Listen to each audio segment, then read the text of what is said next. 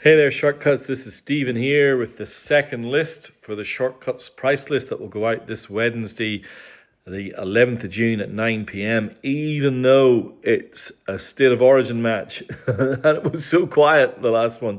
But you can all catch up with the list after the game, I'm sure. This is the rock and pop list and has some genuine classic records. Also has a couple of Aussie presses of records that I know a lot of you love.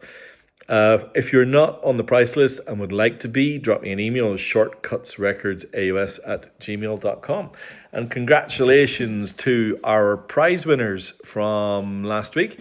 There was a link in there that showed the prize draw, 3 records. I gave away 3 records.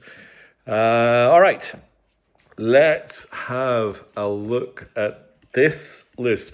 I opened the box earlier today and I was pleasantly surprised by some of the things in there, including this.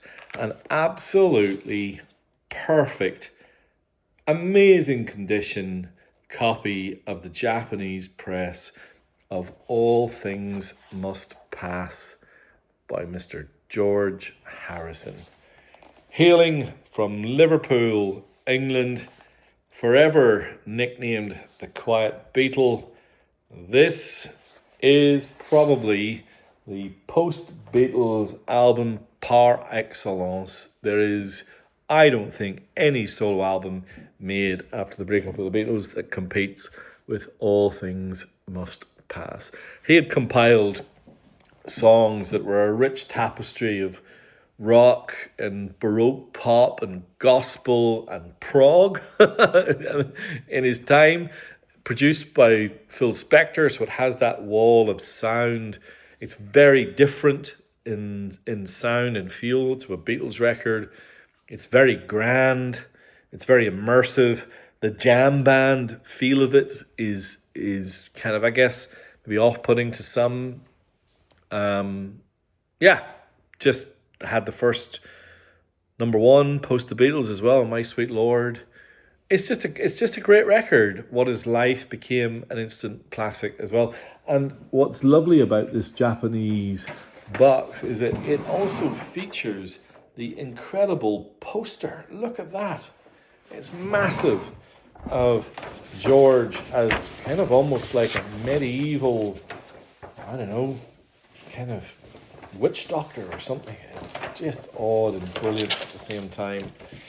The box, for those of you who aren't aware, the Japanese box, hard cardboard, it's a hinged box, which means it opens like a genuine box. And inside, and I think these are first presses, but I'll have to check, you get this little mustard colored track list. And you get this biography, writer and soloist, Mr. George Harrison, and then all of the records in these coloured sleeves. I've checked, they are black vinyl, not the red vinyl, but it's in magnificent condition. Really beautiful. What a thing. There you go. George Harrison's All Things Must Pass. Wow. The trifold poster, by the way, I think it was in most of the releases, and I've never really understood what the thinking was behind it. So I've never researched it. If any of you out there, Beatles fans, might be able to tell me, then I would very much appreciate it. All right, let's crack on. There's a lot to get through. This is also one that I've only had very rarely, and I know one of them went onto my own shelf. I'm just going to put this here. This is the Japanese Sign of the Times by Prince.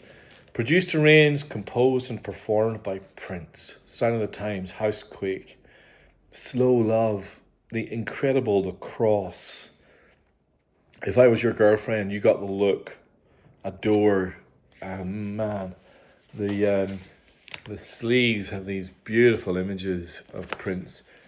What a time that was in the 80s when you had Madonna, Prince, George Michael, vying, like actively competitive, competing to be the biggest star in the world, and all of them making the most astounding music.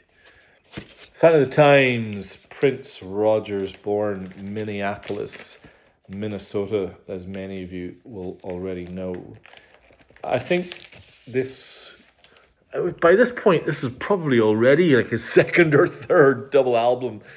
1999 had come before, and that was a double. Was there any other doubles before? Anyway, he was so stupendously prolific. He'd already released Purple Rain, of course, and yeah, well, I mean, this double album came after he pulled apart his band on Purple Rain, The Revolution, and it kind of was the start of a new chapter in his career. I don't know if there's any album in the 90s that kind of blends funk, soul, rock, and pop together like this. There are a few that do funk and pop, and you know that's kind of, you're thinking more like Michael Jackson to a certain extent, but that soul and gospel, everything just in the melting pot. I don't know. I don't know if there's anything that does it, and it just made him. It just highlighted just how versatile and complete a musical genius he was. Always something to dive into. Really nice pressing, lovely, lovely, lovely, lovely record, and yeah, I can't recommend it highly enough. There's lots of weird studio quirks in this record as well. So the Ballad of Dorothy Parker sounds a little bit different to the others because of there was some sound in the studio. There was like running water or something, and he chose to keep it in. He was very playful. I mean, I guess genius. I bandy the word genius around too often, but I will apply it to the likes of Coltrane and Davis. I will apply it to Prince. I only ever saw him live once. I never saw his Marathon Stand in London. I saw him the last time he came and played with his band in Sydney, and it was magnificent. It really was. Oh man, what a talent. Now, there are a few classics in tonight's list that I'm not going to, harbour too much time on. This pressing of Led Zeppelin 4, the P10105A, is the one I have on my shelf. Another arrived in the box. It's in fantastic condition, complete with Obi. To my ears, and I've never heard the classic.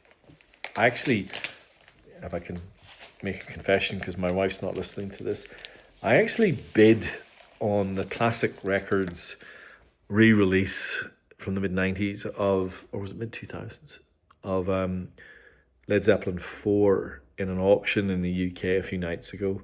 And I bid like $450. It would have been the most expensive record I've ever bought, as in a record just for me. But I didn't win. I was outbid. I've got two of the classic records. I've got Physical Graffiti still sealed, but I have Led Zeppelin 2, and that is my go-to. My go-to Led Zeppelin 4 is this. What an album. I don't know what else I can say about it. I guess some songs, you know who they are a bit overplayed. But I don't know. I mean, I can go back to this record and put it on. Maybe not as an active listen, but when I'm doing something, and enjoy it massively. And I love that pressing. All right, now there's a record coming that is one that I don't think too many of you will have, but that is from an artist that I'm a big fan of, and I've got a bit of a collection on my shelf, and this is the first time I've seen this duplicate.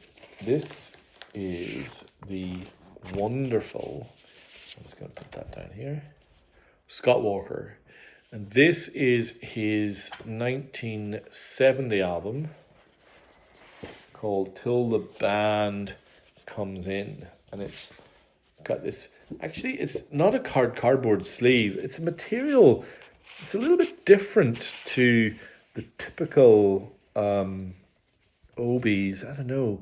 It is very much all these close-ups of his face and his head, and then I don't know if you can see this, but the inners are in this really kind of almost textural sleeve. The whole thing is all about look and feel, which is, I think, very much deliberate and very much in keeping with the music, kind of experimental. Some original compositions, some covers. I guess he's trying to balance his own muse, which was to be deeply weird and experimental, with the commercial expectations of being on the Philips label. There are some really cool tunes on here.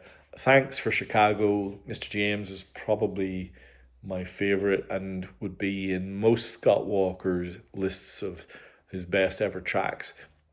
Very, very, very, very rare, very unusual. The the arrangements were a guy called Peter Knight, and you might recognize more of his work from the Moody Blues. So that's that kind of commercial angle coming in. I think this is a really cool record. It's an acquired taste, of course. I'll be very interested to see which of you picks this up. But I love it very much. I think it's really, really, really cool. All right. We all know this band. This is the first time in a long time that I've got the Blue album, complete with OB, in perfect condition. This album is so often completely trashed, but it also has all of the goodies. So it has the magazine and the outers with all the lyrics. It's just a massive, mega package, and clearly one of the greatest compilations of all time. You just pick a track. I don't know. Let's say third track on side 3. Obladi Oblada. Fourth track on side 2. Oh, Magical Mystery Tour. Fifth track on side 1. Lucy and the Sky Dance. it's kind of magical just how brilliant this band were in such a short period of time. The Beatles Blue album. All right, I did say I had some genuine classic records. Look at this. The Japanese first press of the Dire Straits debut album. I don't know. Is this their best ever? I don't know. It might be. Mark Knopfler, David Knopfler, John Ilsley, and on drums, the incredibly underrated Pick Withers. Down to the Waterline, Southbound Against Sultans of Swing. I love the last track on this, Lions, as well. Beautiful Japanese first press. Now, I have a little showcase of an Aussie band that you all know. They're a little bit of a guilty pleasure of mine. I really like these guys. This is INXS. I'm going to start with this one because I don't think I've ever had it before. This is the first press of X by INXS. Suicide Blonde, Disappear, By My Side, Bitter Tears. This, the band had come a long way from their, debut performance in Sydney in 1977. They'd become one of the most commercially successful bands in the world. In 1990, the world was theirs. I think X was their 7th album. Probably their 7th. Suicide Blonde. I don't know if I'm conflating my memories of this, but I'm sure that the press were linking that song to Kylie Minogue and all that kind of business. I suppose the thing is, though, that the record that it didn't quite surpass is INXS Kick. Those two probably, in terms of commercial global standing, are probably the two most successful. I think my personal favorite INXS is the one that came a little while later, Welcome to Whenever You Are. I do like those. I also have a really nice The Swing that features the sticker, features the hit Original Sin and the new single I Send a Message, all in the original sleeve in fantastic condition. And then finally, I think this was a Aussie own release. This is INXS, and this was a compilation of tracks from their earlier records. So from INXS, their debut, from Underneath the Colours. I think that this was after they made it, this, and it also has 6 tracks unavailable on any record. I think that's what makes it quite desirable. But this was like the record company saying, you may have heard the swing, but they also have these incredible songs. So it's a bit of a cult collector's item. Yeah, really fun. Now I have 2 Aussie presses, and in this case, actually, I'm going to have to check if these are Aussie or if these are US. I'm pretty sure this is US, which surprises me, but it's probably a good thing. Let's double check. No, it's Australian. I got the 2 Australian first presses of 2 little-known records by a little-known artist called Steely. I have Asia and Can't Buy a Thrill. The only issue is, you can see here, this was owned by Margie. That might come off, I might try.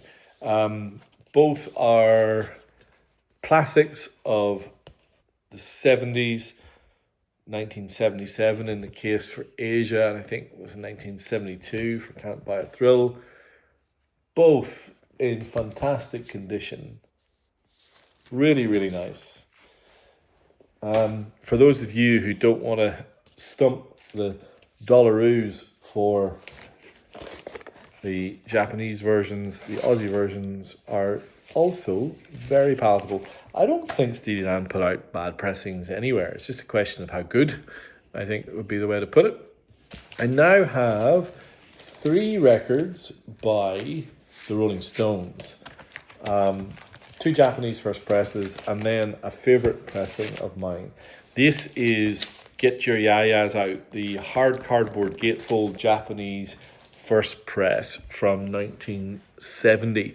This was the live tour where they introduced their new guitarist, Mick Taylor, and I think it is, by quite a considerable margin, the best live album in terms of concert tour. I do have a lot of time for Stripped as well, which was much later, but Get Your Yayas Out is gritty, loose, full of swagger and sweat and blues. Midnight Rambler is the classic track on there. Chuck Berry covers and all the fun things they did. Of course, this was their first ever official live album. Or was it? Ooh, that might not be true. But brilliant album. Really great. And I have a little fun fact for you. This donkey that appears on the sleeve with the drums and the guitar, the donkey's real name was Bodacious. And rumour has it that the donkey bit Bill Wyman during the shoot, which is kind of funny. I also have this, which is the last record to feature Mick Taylor. So topping and tailing the career of Mick Taylor in the Rolling Stones. It's only rock and roll. Excuse me, It's Only Rock and Roll, which I suppose a lot of people think kind of, I don't know, finishes off their classic run of Let It Bleed, Beggar's Banquet, Sticky Fingers, Exile on Main Street, Goat's Head Soup. That, I think, is maybe their greatest period. And this record is more bluesy and also has a little bit of glam era stylings as well. Time Waits for No One has my personal favourite Mick Taylor guitar solo. That's the Japanese first press of that. Interestingly, for those of you who like your trivia, the person who painted this is, I got the name earlier, a guy called Guy Pilart, and I'd recognize that name because he also painted the sleeve to Diamond Dogs, one of the albums by my hero, Mr. David Bowie. Now, I did say 3 Rolling Stones, and that's because I also have this. Now, this is not Japanese. This is the 2003 Decca repress on this album. Super heavy vinyl. The insert's kind of very simple, very nice. I have this particular pressing on my shelf as well. So I have the Japanese first press and this. I think in terms of modern represses, I'm going to say modern, anything from 2000 onwards, this is one of the best ever done. The 2003 Decca repress of this is better sounding than most US, UK first or early presses. It's equivalent to the Japanese first press, which happens to be my personal favorite.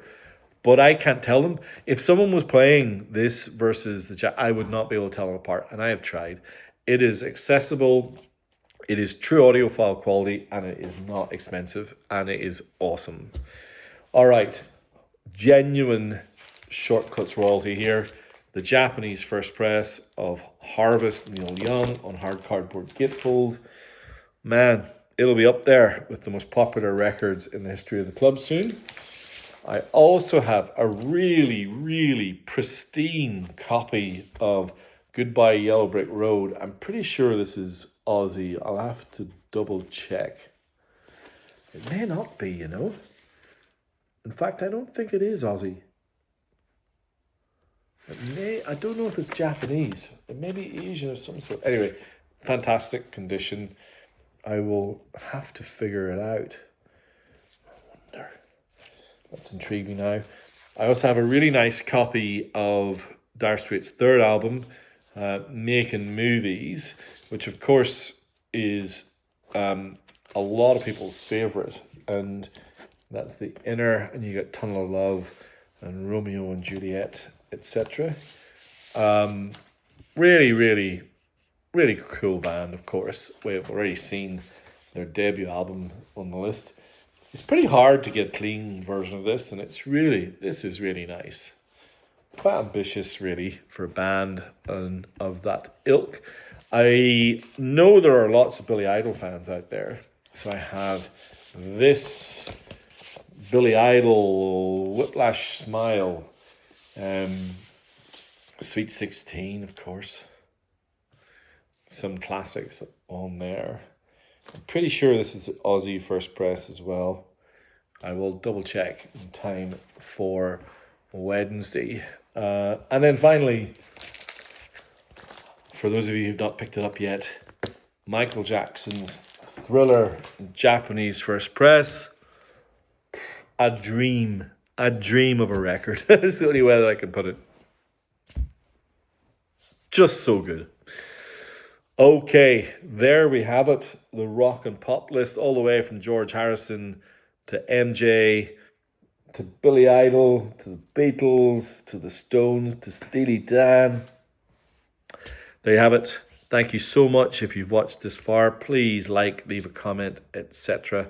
And if you would like to be on the price list but aren't yet, drop me an email, shortcutsrecordsaus@gmail.com. Thank you.